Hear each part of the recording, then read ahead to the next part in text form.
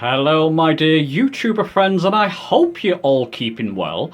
Welcome to this new video, which is hints and tips of setting up your Xbox controller, whichever version you have. This is the Xbox 360 controller I've had for a few years now, quite a few years.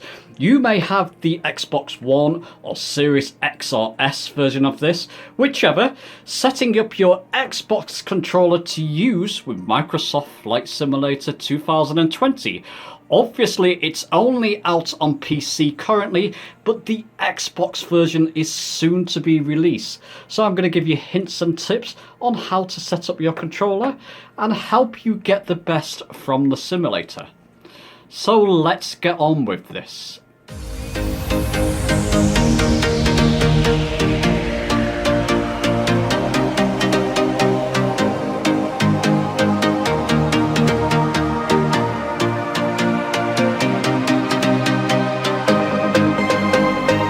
Okay, so on the PC in Flight Simulator 2020, I'm in the options menu. I've actually got a flight started up. I'm on the runway, so just press escape, or if you're on the main screen, just go to options and then go to controls, left click in there, and you will see that the controller has picked up. It's just called controller, but you have a picture which looks to be the Xbox 360 controller, so at least we have that. And some of the controls are already mapped, so they come as default. So this is when you plug your controller in. Things like camera and drone camera. I'll go through these more methodically and slowly for people who are new to Flight Simulator 2020 or new to flight simulation in particular.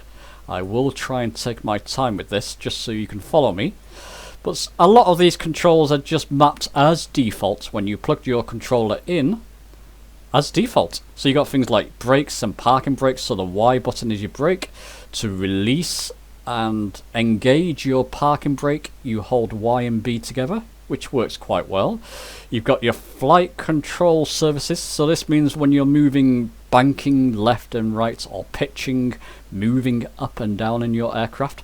So they're controlled, so if I move my left stick left and right, you can see this line corresponds with that. So there they. Rudder's there as well. I've got to say there is a bit of a caveat and problem with the rudder with the Xbox controller, but I'll come to that later.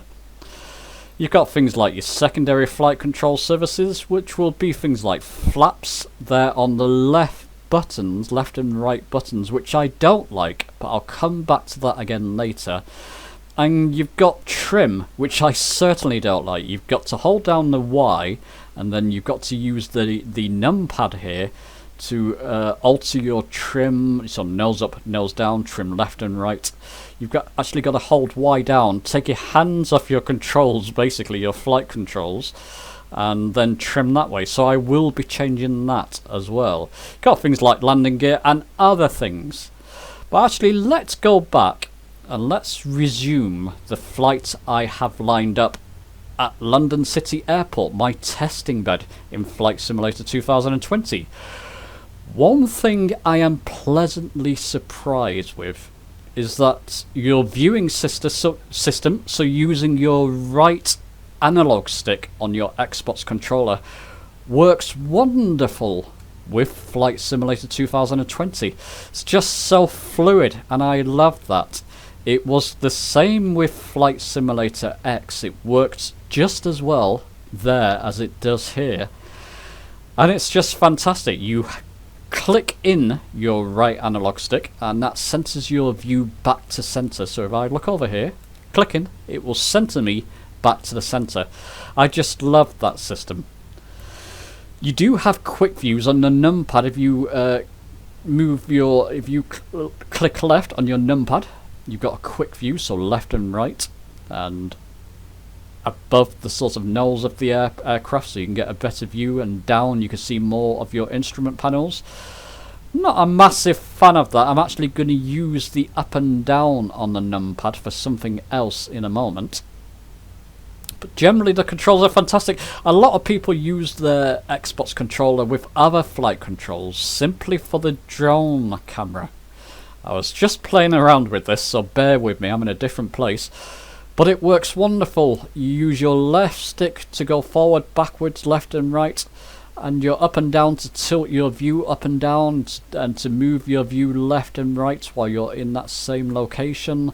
Trigger buttons, left moves you down, right moves you up. It's just wonderful. It's so fluid to use. I'm actually probably going to have my Xbox controller plugged in more often, simply for that wonderful drone camera control. Absolutely fantastic. So 10 out of 10 for the actual view controls on the Xbox controller. They just work marvelously, wonderfully. Okay, so a couple of things I don't like I mentioned before, the flaps. So if I move my quick view left and if I put my flaps down on my right button, I mean, it works okay, but I prefer to have my left and right bumper buttons as trim, because currently I have to take my hands off the flight control. So basically, if I'm using my left analog stick to control my aircraft, I have to move my finger off that to trim the aircraft, which I don't like. So I'm going to alter that immediately. So I'm going to go to Controls. I'm going to go to Flight Control Services, which is where your trimming services are. So left click on that main heading there, Flight Control Services, and Control Trimming Services. If you've not used trim before, if you're new to Flight Simulation, new to Flight Simulator 2020 in particular, set a couple of accessible buttons for trim. Ideally where you still have your thumb, in this case, on your flight controls, so you're still controlling your aircraft. And then set a couple of accessible buttons. Those two accessible buttons for nose down and nose up, which are the trim buttons I use the most, are my bumper buttons. Like I said, I'm going to use my right bumper for nose down and my left bumper for nose up. So let's go to nose down. I'm going to left click on that box, clear current input, left click in start scanning, and then press the button you want to use for trim nose down. I'm going to use my right bumper, so I'll click it. Don't worry that it's got increased flaps, we're going to move that to a different button. Drone camera, it won't affect it while you're in the cockpit, and the next toolbar panel is actually on the menu system, so when you're in flight in your craft, using that right button is not going to affect it, because that's only on the menus and that's only on the drone cam. So ignore those two. The flaps we will change. Click validate. And because I've changed the default controller system, I've got to enter a new profile name for this new setting I've just set up. So I'm going to call it something simple, Xbox One. Xbox One profile. That's all I need, or just Xbox One. So okay, so that's now put me in a new profile. Most of the other settings are still there. All the other settings that were already set up are still there. I've just changed that trim nose down, and that's in my new profile, controller profile called Xbox One. So let's do the same with trim nose up. Left click in the box there. Clear current input, left click. I'm going to use my left bumper button for trim nose up. So I'm going to click my left bumper button. And once again, that's for decreased flaps. Don't worry, we'll change that. Roll camera, like I said before, don't worry about these bottom two options. That's not going to affect your flight or your experience in the cockpit or outside the cockpit. So we'll click validate there. And to apply and save those two new settings, we have to click, obviously, apply and save down here. So that's now applied to and saved to this new profile we just set up. Now, like I said, the flaps, let's close that menu. Because the flaps were on the bumper buttons and they're still there, if we trim, we're going to be triggering flaps at the same time. So I'm going to move my flaps to where the trim was originally, which is on the numpad. Here, up and down. So I'm going to decrease flaps by moving my numpad down and increase flaps by moving it up. So let's click on decrease flaps. Left click in there, clear current input like we did before, left click in start scanning. And I'm going to use that decrease flaps numpad down. I'm going to press my numpad down button. And now you've got, I'm going to also have to clear the previous pilot view because that's going to affect every time I decrease my flaps. It's also going to trigger that previous pilot button, pilot position. So we'll clear that in a moment. So click validate there. And to increase flaps, obviously numpad up. So we left click in the box here, clear current input, start scanning, left click in there, and press up on my numpad. And once again, we're going to have to clear. The external one's not going to bother you when you're in the aircraft. But the next pilot position will interfere whenever we increase our flaps. So I'm going to have to clear that, but I'll clear that in a moment. Click validate here. And once again, apply and save. Now let's just clear these settings that are already set to the numpad down and up. So that's going to be in camera, cockpit camera, and you can see down and up are set to previous pilot position and next pilot position. Just click in the box. You can either set another button for them. I don't actually need them in my flight, so I'm going to just clear current input and click validate. And the same for next pilot position. Click in the box here, left click, clear current input, left click, and validate. Now those views have gone from my assigned buttons. And apply and save. And by the way, I've covered this in previous videos, but I'll mention it here as well. Let's just click off those menus so it's all nice and neat. In the filter option here, it's showing you all the buttons you have assigned to your controller. If I want to see all the flight controls that are available to me, every single one of them, whether I have a button assigned to them or not, go to the filter option. Where it's got assigned, just click on the right arrow. It will now show you hundreds of different options. Most of them, 80–90% of them in this case, don't have any buttons assigned for them. But if you wanted to find a setting, that's how you would do it. Go to filter, click the arrow so it's on all, showing you all the available buttons and controls you can set. Most people don't use 80–90% of them, and we're not going to use most of them in this video either.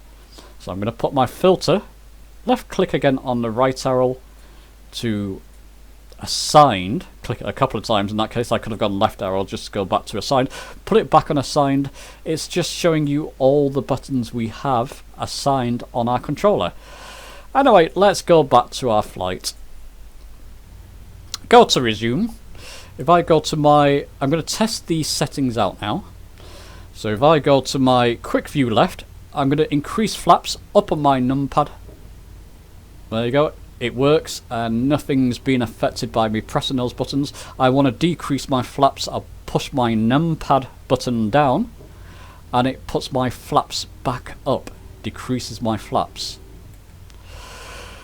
Okay, I'm also going to test the trim a little bit, but I'm going to show you how the aircraft, I'm in a Cessna 172, how it behaves in the default settings. Now let's move my view down. I can click on the yoke, left click on it. There, it will hide the yoke so I can see my parking brake. I'm going to click my Y and B buttons together, and that will release my parking brake.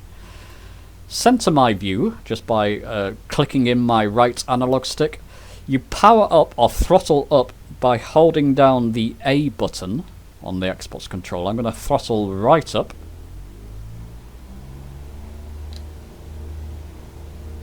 a little bit twitchy.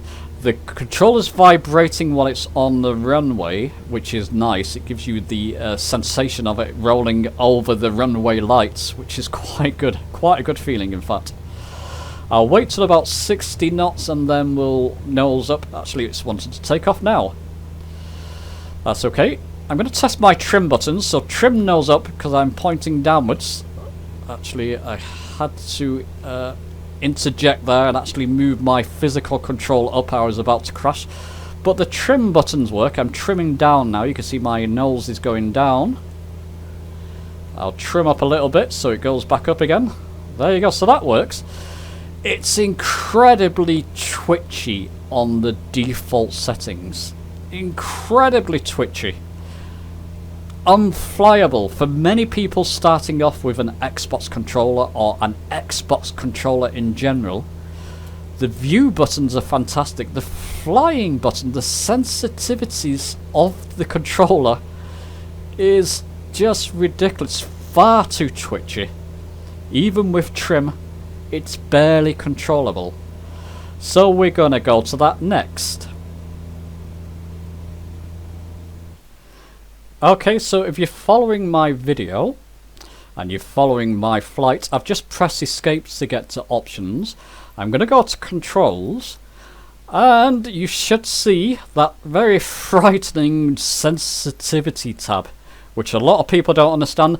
Like I said, I'm going to try and be methodical and slow on this for newcomers to Flight Simulation in general and Flight Simulator 2020, and particularly when the Xbox version releases, you're probably going to have to do something similar to get your Xbox controller to behave so it's a more enjoyable flight experience. So let me left click on the sensitivity button. And you've got sensitivities for your ailerons. So if you're on your left analog stick, if you move your button left and right, you can see this graph, this line responding. So that's my left and right control, and my up and down are here.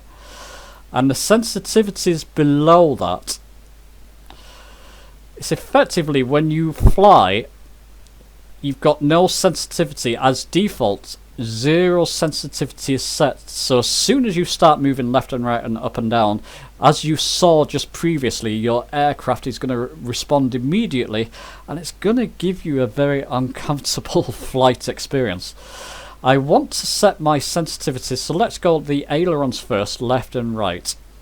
I was playing around with these before. I found, let me just find it, that a setting of -76, so I'm making the controls less sensitive. -65 rather. So I'm just holding down my left mouse button to alter the sensitivity to -65, and you can see that's actually the down that's actually the left sensitivity. So when you're banking left, in this case, you can see that curve, the sensitivity curve has altered. Obviously, to get an even flying experience, you want to alter both your left and right sensitivities to the same value. So I'm holding down my left mouse button and altering the sensitivity on my banking right, basically, to the same value of -65. Have a play around with this. It's going to be different for each person where you feel it's most comfortable, which gives you the better experience. This is by no means the definitive way to set your sensitivity on your Xbox controller. This just feels good for me. So you could start here if you like and then alter it to your liking. Dead zone. Now what dead zone is, I'll come to these two in a moment. What dead zone is, when you start moving your stick left and right and up and down, a dead zone is where if you start to move left slowly, nothing happens. You can actually put an artificial dead zone into your controller. And actually I found a dead zone of 10% works best for me with the Xbox controllers. So it's not going to start reacting, it's not going to start turning immediately until you apply a little bit more pressure in your left and right input, in your banking input, in your controller. With the pitch, so the up and down movement of yours, so I'm basically moving my left stick up and down, I found a sensitivity of -70%. It's a little bit more sensitive, the pitch, so I've had to alter it a little bit more to make it less sensitive than the roll, or than the bank rather, or the turning left and right of the ailerons of your aircraft. So putting this to -70% on both the up and down settings, so that's the up and that's the down, that's the one I've just altered. 70% on both pitch settings, so your up and down pitch, works best for me, it feels best for me. And the dead zone, I've actually made a little bit of a mistake there, but I found the dead zone on the pitch would be best at 5%. This works best for me. So like I said, the dead zone is when you in this case, moving my left stick up and down, I have to put in a little bit more pressure, or apply more pressure to the up and down movement before it actually starts corresponding. That works best for me. Made a mistake with the aileron dead zone. Actually, I found, looking at my notes, I've got notes beside me. My eyes are definitely on the way out. I found a dead zone of 4% on the ailerons works best for me, and 5% on the pitch.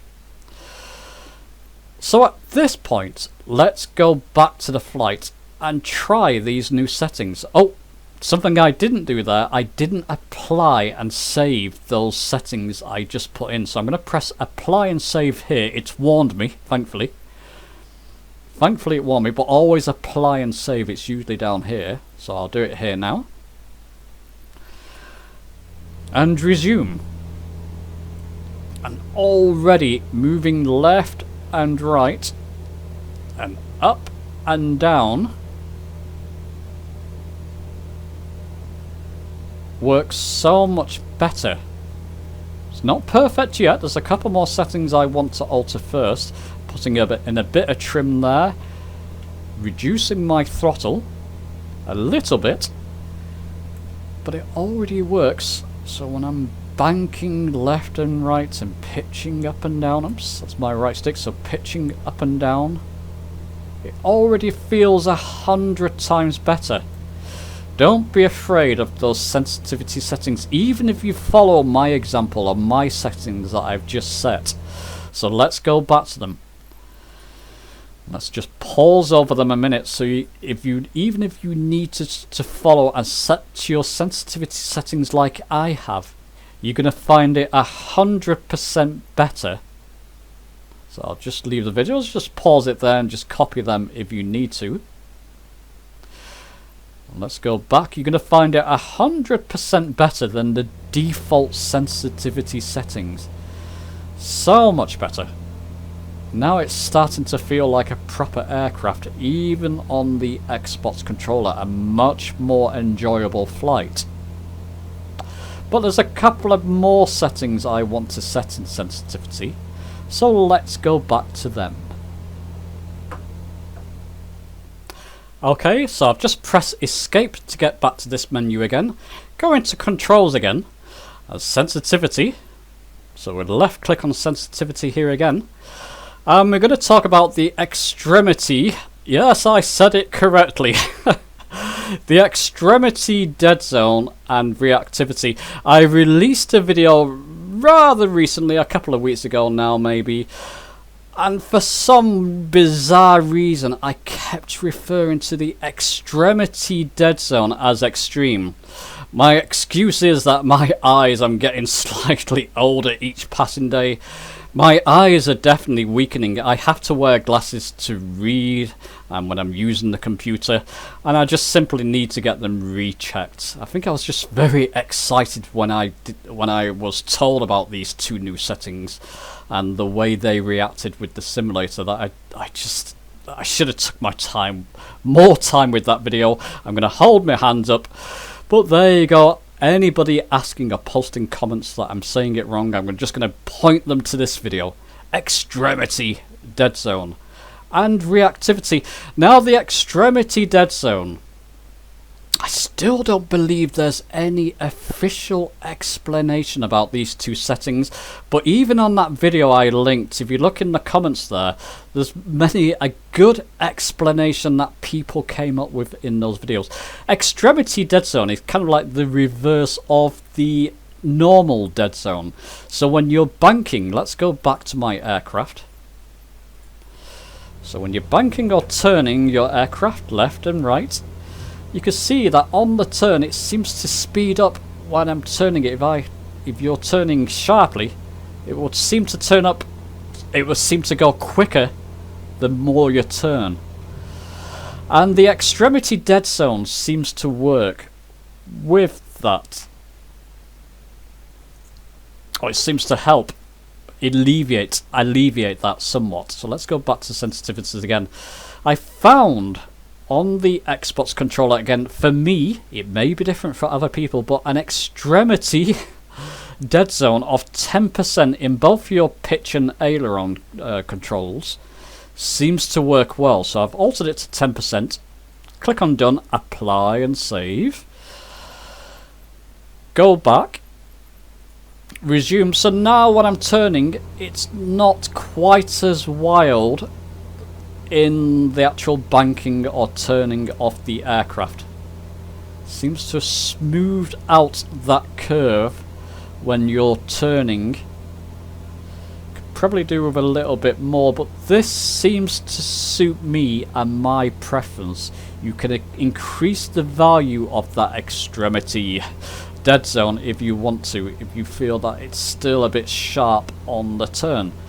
But that actually suits me fairly well. In a Cessna aircraft like this, you shouldn't be doing wild turns. But listen, it's your flight simulator. You can do with it whatever you want.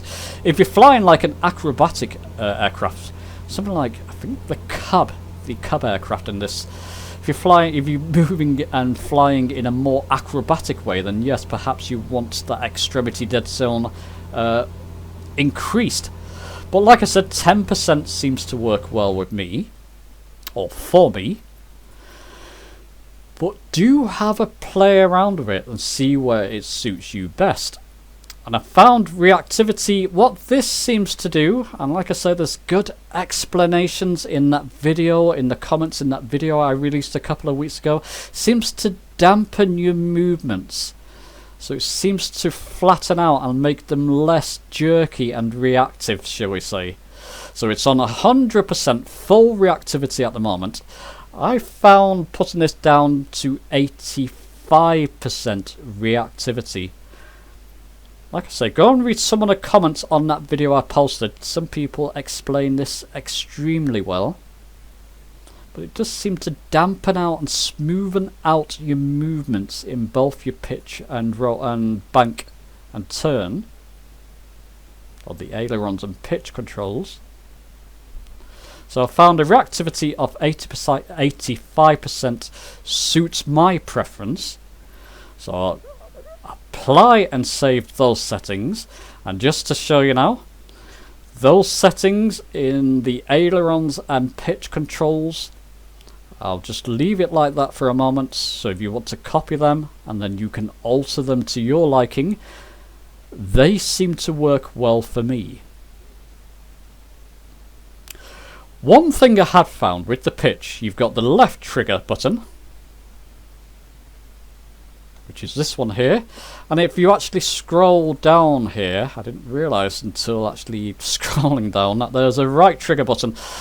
If I try to alter the sensitivities currently off, let's just put it there just for examples, 40% on each on the left trigger, and go done and apply and save, it doesn't seem to save them for me. I don't know. See, it's defaulted back to 0 again. If you want to be using rudder in a flight simulator and you want to get used to it, I wouldn't recommend using something like an Xbox controller in that case. I would either buy rudder pedals or buy a HOTAS system which has a rudder control in it if you want to be using rudder control in flight.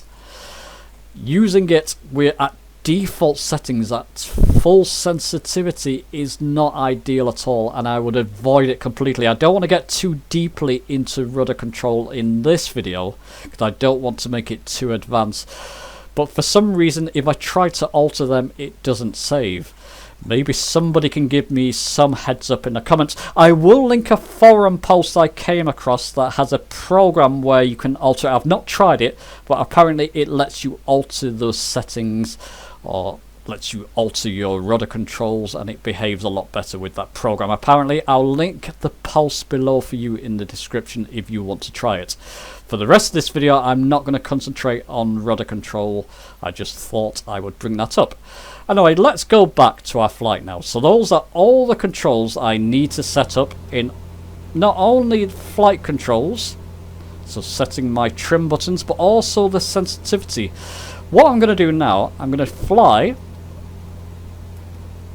back towards the financial district and London City Airport and attempt to land the Cessna with the controls I've just set up. And I've got to say immediately, this is like chalk and cheese compared to the default settings. Feels 100% better, even with those simple settings that I've just altered there. So London City Airport, for those of you who don't know, is just beyond the financial district down there, so we'll fly back towards it. Ugh, I keep using the right... I'm so used to using my sort of PlayStation 4 or now PlayStation 5 controllers that I keep using the right analog stick and keep forgetting that's only for viewing system in Flight Simulator 2020. It's just a habit I've got. Old habits die hard. Just even with the trims there, I've got my trims on the left and right bumper buttons. It just works so well. As you can see, I've got my aircraft nicely trimmed out now. Probably just see if I cheat a little bit. You can see the runway for London City Airport just ahead of us. Let's click on that right analog stick to center our view once again. Absolutely love that viewing system on the Xbox controller. It's the best thing I find about the Xbox controller in Flight Simulator 2020 currently. Absolutely wonderful. Once you've messed around with the settings, it's actually a really enjoyable flight. If you've got a laptop and you're travelling around and you can only take an Xbox, a controller, small controller with you, stick in an Xbox controller in your luggage. And it just works. Once you've dialed in the settings, it works quite well.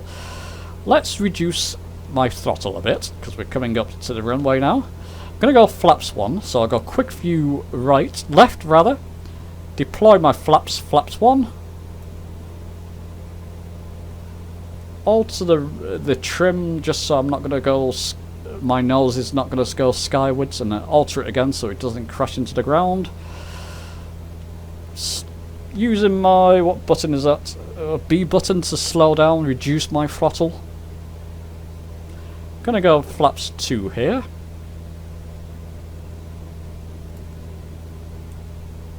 That should slow us down considerably. Reduce a bit more throttle now, we're not far from the runway.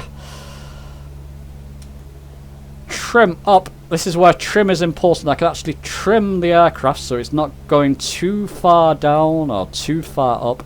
In simple terms, your aircraft is not going... it's not crashing into the ground or going skywards too much. You've got it where you want it. Reduce a bit more throttle here. use my trim again with those bumper buttons, and it just works wonderfully on the Xbox controller. I can land this aircraft using the Xbox controller. I hope I've not jinxed myself here. As good as when I'm using my flight yacht system. Really works well. Once you've dialed in those settings, like I said, let's reduce my throttle even more now. I'm going to actually use my physical left analog stick to control my aircraft and float it. Power down a bit more now I'm over the runway. Float it over the runway so I can come hopefully to a smooth and gradual touchdown on the runway, which I have. Use my Y button to brake. Rudder does work fine on the ground. You can control your aircraft quite nicely. It does seem to be more adaptive on the ground, at least. Let's just raise my flaps. Always a good idea when you land, in case you increase throttle, you'll be taking straight off again if you're not careful.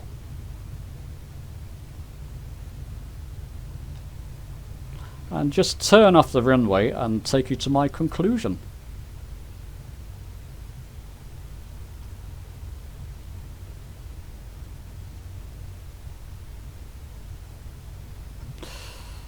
Okay, I wasn't actually using my rudder control there. I wasn't using my triggers for my rudder. I was using my analog stick. I just got a little bit confused. Now I'm using my triggers and it works well. That will do. Let's stop here. We're off the runway. We don't need to park up. Let's brake here. Stick on my parking brake. So Y and B together. Oh, by the way, I forgot to mention the select button on your Xbox controller. I should have shown this before, but it takes you, press the select button on your Xbox controller, takes you to an outside view. Your right analog stick has a fantastic, one of the best external controlled views or viewing systems I've come across for any current controller for Flight Simulator 2020. It's like the old Flight Simulator X, sort of looking around your aircraft type controls. Absolutely wonderful. Okay, let me now take you to my conclusion.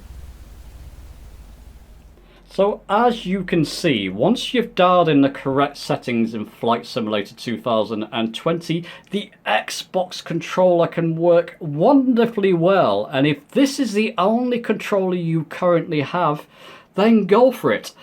I was going to save this for another video, but I'll mention it here. Don't let anybody tell you or dictate to you which way you should fly in your flight simulators. I know some real-world pilots, Cessna pilots, retired airliner pilots, and goodness knows what. A couple of them just prefer to have a bit of fun. Would you believe it? Yeah, a bit of fun with their flight simulators. So they'll stick in an Xbox controller and use that. And rather than follow every procedure under the sun, they'll just have fun and fly around. It's generally the way I approach Flight Simulator 2022, and I've been using simulators for over 35 years. Sometimes, if you look back over my old videos, I do go into the study aircraft, like the PMDG aircraft or the Airbus for Flight Simulator X. I think it was Aerosoft, wasn't it? Airbus. And DCS World, I do like learning procedures and flying aircraft, following the exact procedures to start up and to fly an aircraft sometimes. But sometimes I just want to have fun. If that's what you want to do and you want to use an Xbox controller, go for it and let nobody dictate to you what way you should fly with your flight simulators. Anyway, on that note, I'll end the video there. Let me know your thoughts in the comments below. Don't forget to give the video a like if you enjoyed it, subscribe for more, and I'll see you soon.